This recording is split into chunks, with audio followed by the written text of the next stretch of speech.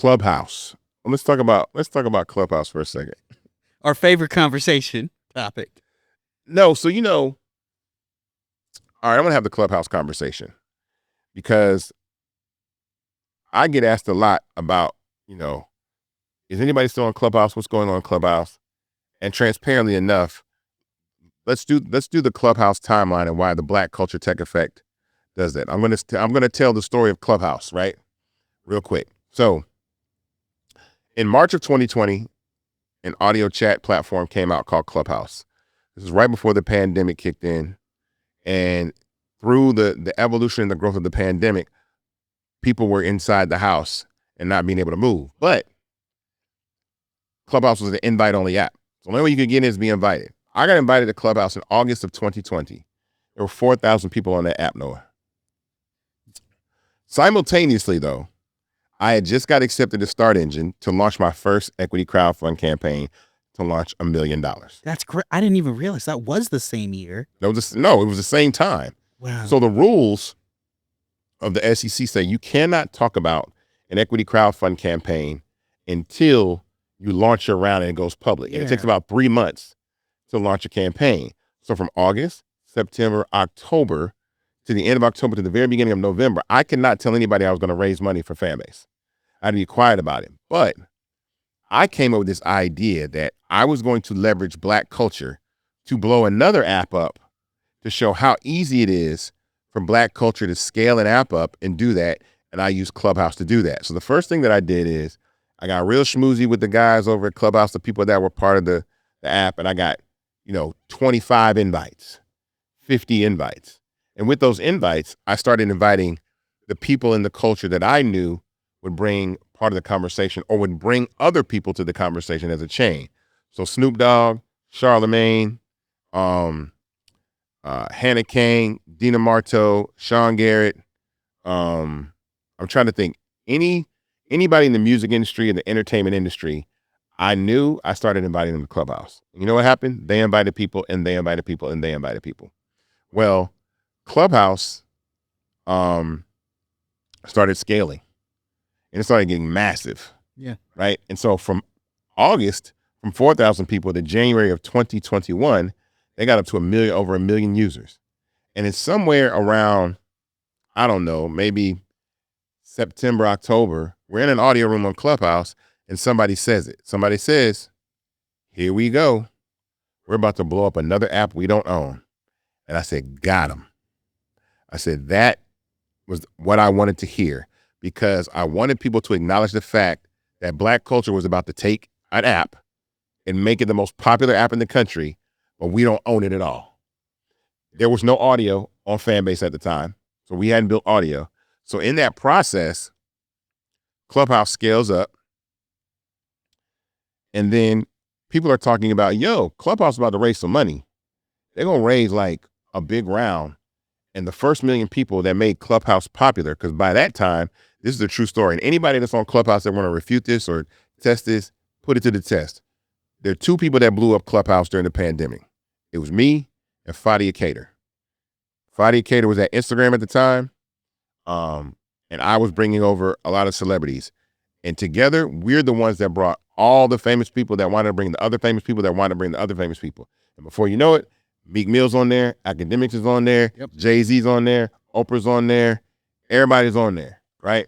So now, in this whole conversation that we're having, people want to invest in Clubhouse, and they were like, yeah. And the owners of Clubhouse said, no. And they go raise $100 million at a $1 billion valuation, and nobody that helped blow Clubhouse was allowed to invest in Clubhouse.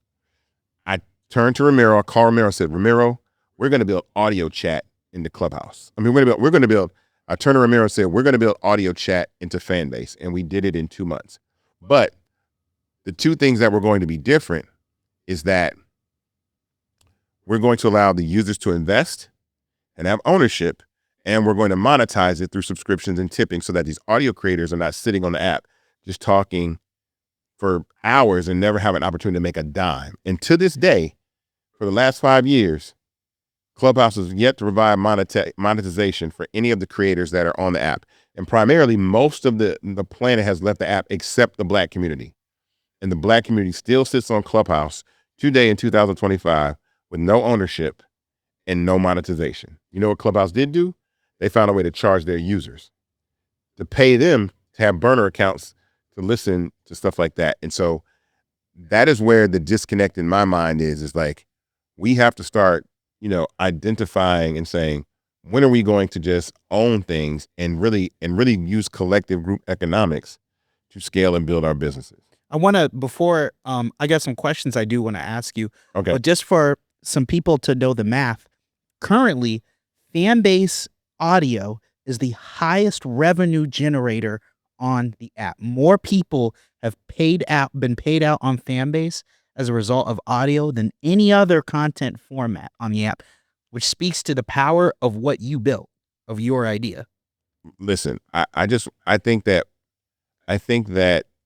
podcasting is such a big deal. Yeah. Human connection, human conversation. I don't think that's ever going to go away. I think the problem that was had with Clubhouse again is they didn't respect the users or the creators. So let's get into that. So what does the black community's adoption of Clubhouse reveal about the stickiness that investors should recognize early on? I mean, that audio has a space. There's a place for audio. It's very engaging. It's probably, in my opinion, audio is probably just, if not as sticky as short form video. Because when you're watching, when you're doom scrolling, we all talk about when you're doom scrolling, you're looking at one video that might last a minute or so. People are having conversations that last in Fanbase for hours. They're having conversations that last for hours and hours, and that's retention. When we talk about something that's a retention getter, it's like you're able to have a conversation, talk about a real life subject, talk about something that interests you. Could be sports, could be politics, could be social commentary, could be relationships. And those are things that mean a lot to a lot of people that don't necessarily always have a voice to speak. That's what I mean. Social audio gives a voice to the voiceless. And I do think that everybody should have an opportunity to say what they want to say and speak how they want to speak and feel how they want to feel. And that's what I love about the platform. It gives everybody a voice. Now, sometimes it does get out of hand and all those types of things. But I'll go back and say that in that process, Clubhouse was very, very instrumental in Fanbase raising capital. But that was all by the design of saying, I knew that black culture was going to do what it always does, which is identify something that was very, very cool and then blow it up. And then let's repeat that process. Now, to all the users that are on Clubhouse, this is going to be my invitation to you guys today, is that I think it is time that you do make a demand from Clubhouse to either provide some form of monetization or some form of equity to you, or why are you there? I want to follow up on that. Do you believe that Clubhouse's lack of investment opportunity or equity for culture drivers has weakened its long-term value?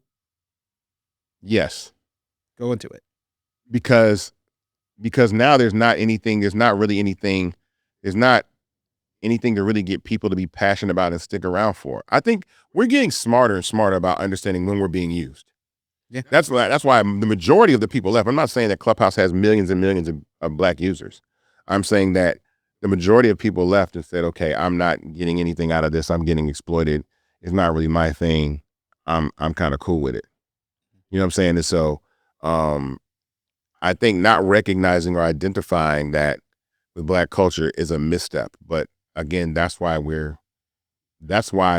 I'm sitting in the position that I'm sitting in, to saying, hey, look, man, we gotta own and build and grow and scale our own infrastructures that we can, because no one is going to give us anything. Like, no one is going to, I don't think Skechers is going to call up Juby 25 and say, hey, thanks to your dance, here's some money, right? Even with Darren Henson, I don't know if you guys know who Darren Henson is, but Darren Henson used to choreograph for like Backstreet Boys and NSYNC and Britney Spears. And so that whole dance that Deadpool is doing in Deadpool and Wolverine, that's his dance. They hired a whole nother choreographer to redo that dance, but Darren Henson, a black man, is the guy that came up with that bye choreography, and he didn't get compensated at all for that. You see what I'm saying? So it's like, imagine seeing your IP, your intellectual property on screen in a multi-million-dollar movie, and you didn't even get called to teach the dancer to do the dance. They hired somebody else that didn't look like you to do your dance and paid them and not you. You see what I'm saying? That's why the ownership of IP is so important. It's like, this man came up with choreography for NSYNC, and then that choreography made it to Deadpool and Wolverine, and the person that was hired to choreograph that scene was not him, and he was not compensated. So when is it going to be enough?